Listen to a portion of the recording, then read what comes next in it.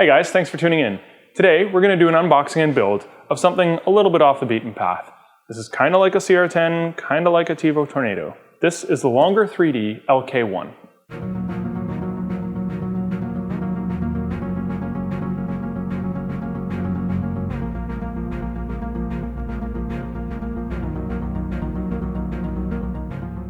So we already opened the top of the box just to make sure everything looked okay. The box is kind of in rough shape, but we haven't really unpackaged anything. On top we have the assembly instructions. I haven't even looked at them and I'm not going to need them. I've done my fair share of CR-10 style builds. The unit boasts all metal construction, so they're talking about the different brackets and braces. There's no plastic parts. And the spec sheet said that it came with an AC heated bed, kind of like the Tevo Tornado does. There's the base. Unlike the CR-10s, the LK1 here is a 24 volt system, aside from the heated bed there. And looking, the heated bed is definitely not AC. No. The heated bed is not AC. This is a standard PCB heater, so this would also be 24 volts like the rest of the machine. Not sure why the spec sheet said AC heated bed. The bracket on the front is kind of like a anodized or powder coated metal. It does kind of feel like plastic, but I took a knife to it and it's definitely metal. And there's all the accents are blue on this unit. So the back bracket here and the brackets that hold the feet. Interesting way of attaching the heater to the heat bed, sorry. This is kind of like what we saw on a CR-10 Mini. It had a removable Molex style kind of connection. And it has a positive lock little latch on it. And an aircraft connector on the other end like we see on most models. Going further in here, start to see some visual differences. So the control box, this is probably one of the biggest control boxes that I've seen, bigger than the original CR-10. It's obviously significantly larger than something like the Tevo Tornado, but it does have a 2.8 or 3.2 inch touchscreen on the front. It's a full color touchscreen, so we'll take a look at that when we power it on. You've got your standard series of connectors on the back, 2 aircraft connectors, one for the heated bed and one is going to be for the hot end assembly. Box of assembly components and tools. I'll unpackage that in a second. And then the uprights.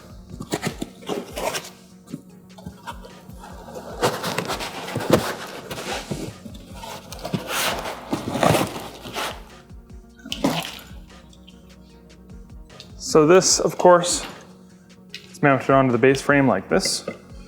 It is a single Z lead screw, so that's a lot like the Tevo Tornado, though it doesn't have a 3-to-1 geared kind of Titan style extruder like the Tornado does. It does have some sort of a filament runout sensor. I'm not sure if it's IR. It doesn't look to be a micro switch, so it may be a contactless filament runout sensor, so that's kind of neat. And it's bolted on there instead of being like a press fit kind of bracket like on the CR-10 series. And they've continued the blue coated finish on all the metal components here to keep up with that theme. A very unique hot end assembly. So they've used a radial fan for the part cooling fan, and they've got a 3D printed shroud on the bottom. They really should use a axial fan. We know that they have higher CFM and static pressure ratings, so that's why things like the CR-10S Pro are using those now. But we'll see how well that works. And initially looking at the hot end itself, it's just kind of like a generic, maybe an MK8 style. We'll have to see. So I've unpackaged the box of accessories. We have a scraper. It's dull, so that's not going to be much use to us. We have the reinforcement brackets for the uprights that will bolt onto the sides. We have actually some nice feeling flush cutters, a collection of Allen keys, a USB cable. This uses the printer style USB connection, power cord. There's a SD card and a USB reader for it.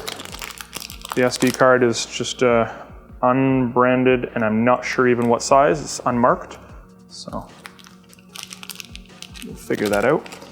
It comes with a spool holder, and this is a little different than some of the other spool holders we've seen. So it looks to be like a injection molded 2-part spool holder. These pieces clearly fit together like this.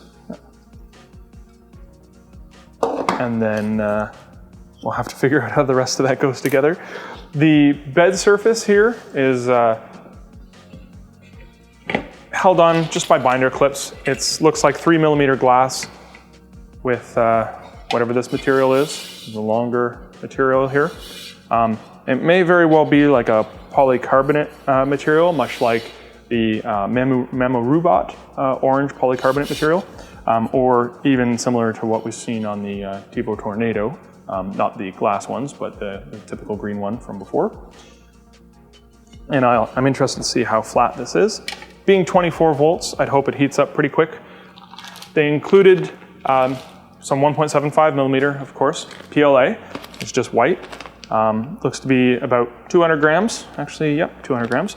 And it says it's got a print temperature between 200 and 240. That's quite the range and on the high side.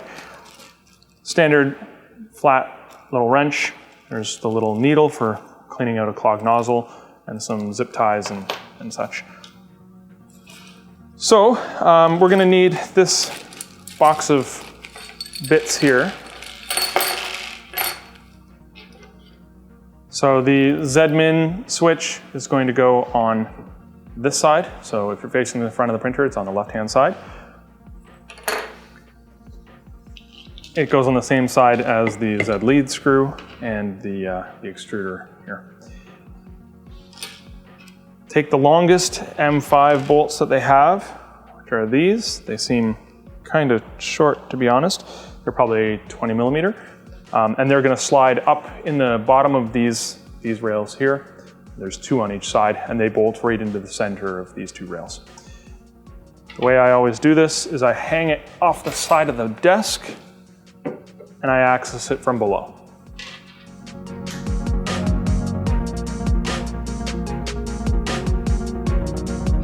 So now that I've got those bolted in, we're gonna add these support braces. As I mentioned, the one with the end stop goes on this side. That. There should be, see, they've tapped it actually. So instead of using T-nuts to attach those, they've drilled and tapped the extrusions. So these smaller M4s, yeah, they look like M4s. These smaller M4s are gonna go through those brackets and right into the tapped holes.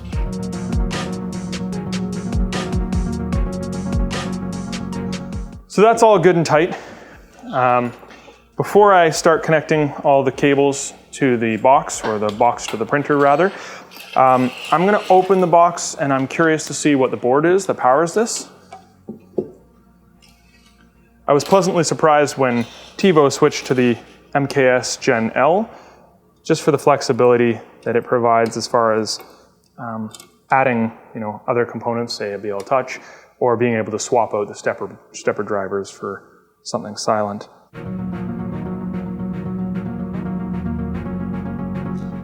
So there's 3 screws on either side, and then the base plate here actually wraps around the back and is bent over here. So we're gonna have to unbolt these 4 as well. So in there we have a 360 watt, 24 volt power supply with a very interesting shroud here to vent it out the side of the case, which is actually kind of neat because the fan on the power supplies blow out of the power supply and therefore exhaust right out the side. And then in the base here, or the lid rather, you've got the touch screen attached by a ribbon cable, and this looks to be some sort of proprietary board. It's branded Longer 3D. Heat sinks on each of the drivers. I'm gonna guess they're A4988s. There's also a heat sink on the SD card reader. And there's a very large MOSFET right here on the board for the heated bed. It might be nice if that was a separate part, because those tend to fail over time and it would be more easily replaced that way. But that's what we have. Let's put it back together.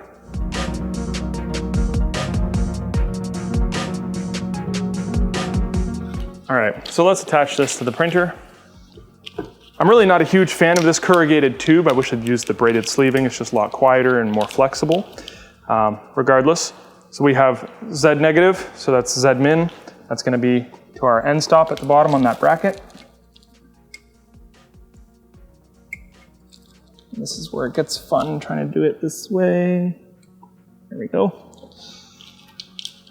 In that same bundle of cables, we've got the Y motor, so that's at the back.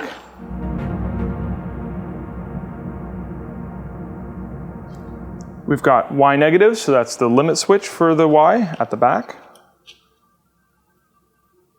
And Z motor, obviously that's for the Z stepper on the left-hand side of the printer if you're facing the front. And then we have an aircraft connector for all of the hot end components. That has multiple pins in it, so just line it up with the right one in the back of the box, screw that on. The heated bed is the other aircraft connector. It's only got 4 pins.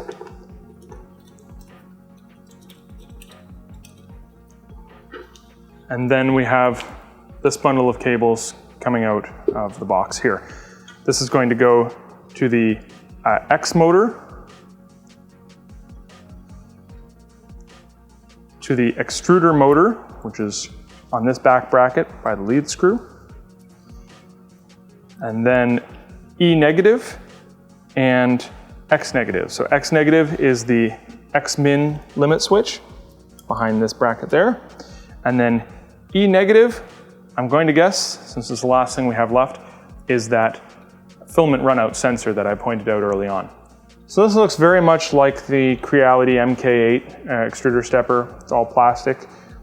And the hot end is exactly like an MK8. Let's unbolt this and just take a quick look. So for the hot end cooling fan, they have a very, very small fan. I'm gonna guess that that thing's kind of a screamer to move any appreciable amount of air. And then there's a better view of the 3D printed cooling duct we mentioned earlier. The hot end itself is very much an MK8 hot end, just like on the CR-10. The Tevo Tornado has kind of a slightly longer version of this, a little bit wider, but same thing generally. Nothing else really of note there. The eccentric nut is extremely loose on the bottom wheel, so we'll have to tighten that up, and I'm certain that this bed is completely tilted right now, or at least it looks that way from my perspective, so we'll go over tightening both of those up and leveling those next. So after noticing how wobbly the X carriage was, I went around and kind of checked all the other wheels. They're all making good contact with the rails.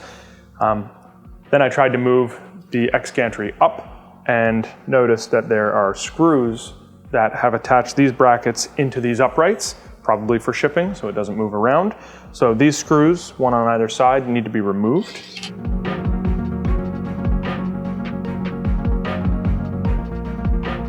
So now with those screws removed, I should be able to manually move the Z coupler, twist the lead screw and raise that up, so I can get access to this bottom eccentric nut on the X carriage here. And I'm just tightening it as I normally do, just enough that when I spin any one wheel, they all make enough contact to rotate. And on that note, if I tip this sideways, the 3 on this side all have eccentric nuts on them. And you can see I can spin that wheel and the bed's not moving at all.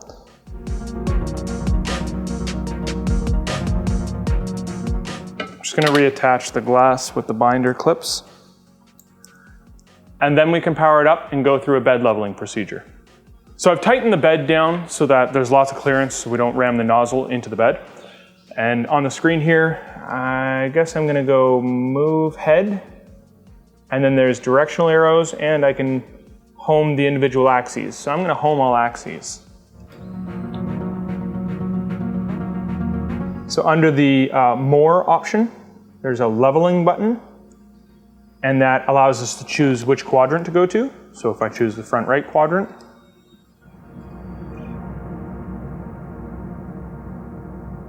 and then I should be able to because I tightened it, I have a mile of space, and I would be able to loosen the screw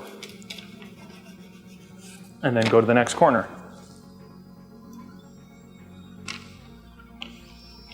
One nice thing about the touchscreen like that is it allows me to go anywhere I want. I don't have to go in sequence corner to corner in a circle like that. And of course, I would normally be doing this hot.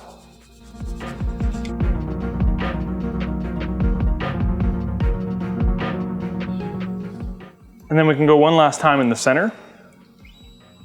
Because I made such drastic adjustments to each corner, I'd be best suited to go around a second time.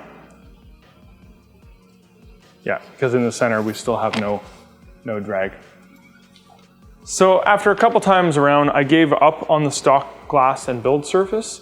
The center was always super low, so I threw a piece of glass that we had here in the shop on there, and now I was able to level it just fine with just a little bit of drag in the center here.